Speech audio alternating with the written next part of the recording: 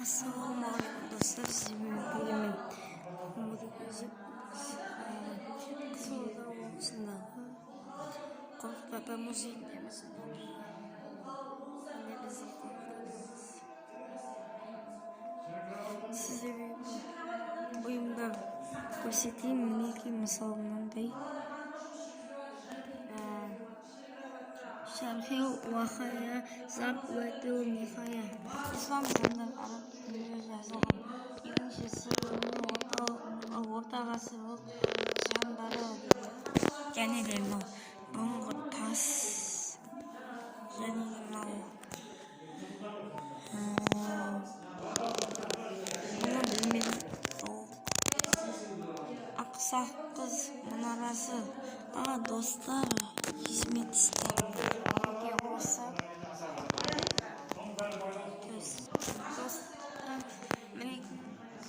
және де бір жерде тағы да бар. Яки арабша жазуға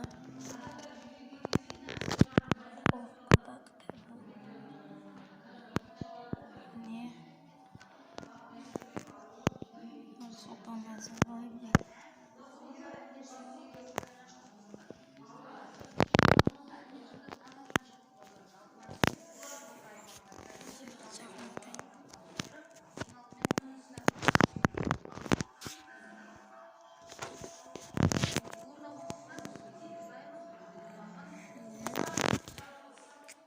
Televizyon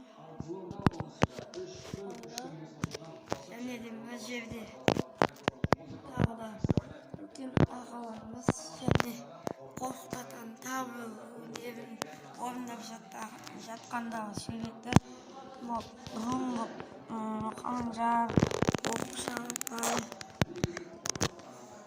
мінекей осындай заттарға толып және де мына жерде мінекей қорқытатын бейнесі толық көрсетейін сіздерге. Мінекей ана оң жағындағы сол мынау музей, екі жақта шығатын жерде бар. Автостоянка сондай. Мінекей тарихқа керек бар. Мынау да маңызды нәрсе. және де мынау біздің ата-бабаларымыздың осы мінекей осындай мұражайы бар.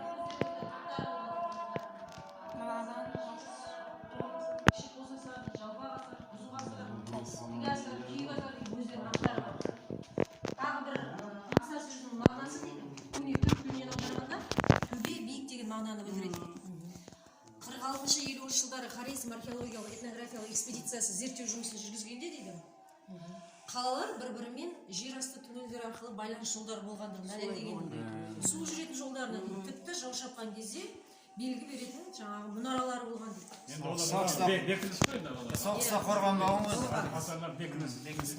Ғалымдар бұл асарларға жаңағы қаңлы мемлекетінің орталығы болған деген анықтама берген. Ішкі грамота сақтар, асарларда қаңлылар, Жанкентте оғыздар, Сығанақта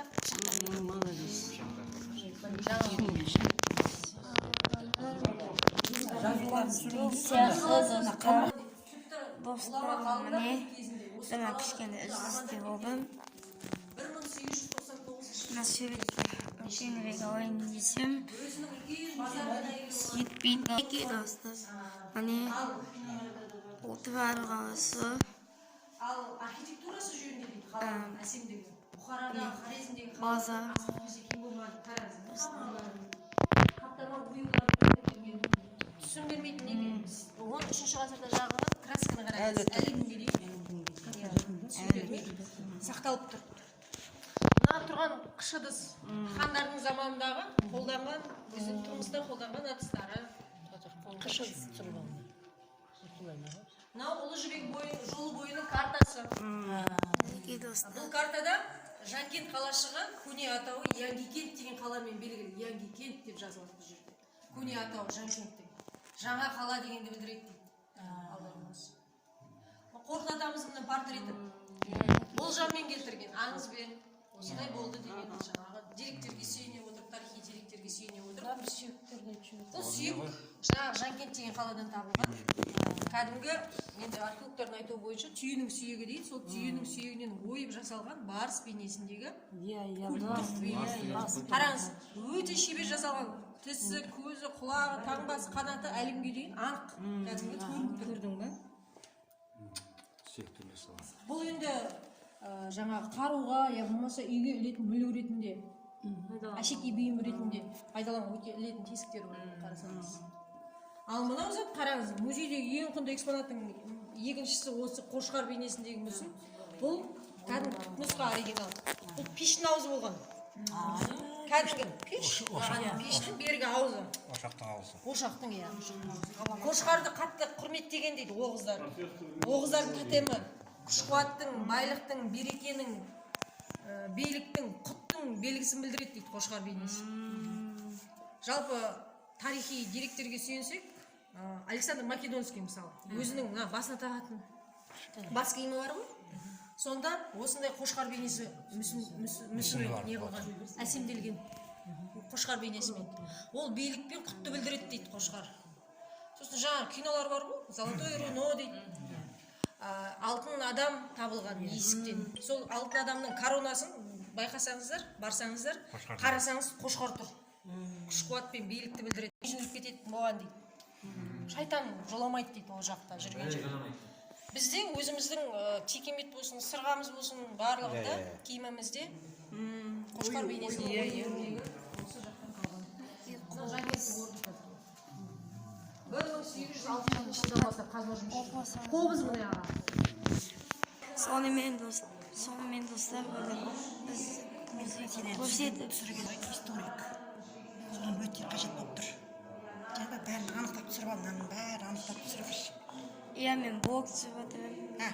Блог ютубқа саламын. Молодец. Мінекей. Достар енді міне. Мына жерде. Оның